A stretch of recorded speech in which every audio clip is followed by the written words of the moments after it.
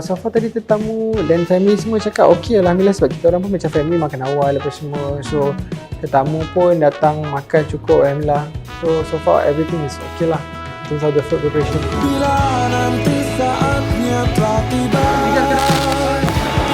ku ingin kau menjadi istriku,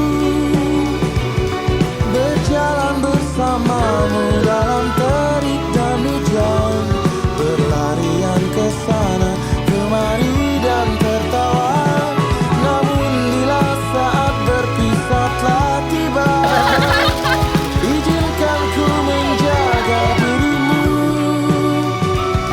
berdua menikmati pelukan di ujung waktu, sudilah kau temani diriku. Saya Aiman dan ini adalah Siti Nur Aisyah. Kita orang dekat Abang Jamil Perai.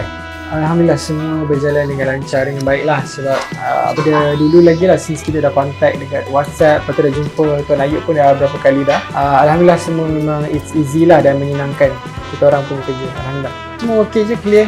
Flow up ke majlis apa semua dijaga dengan baik lah.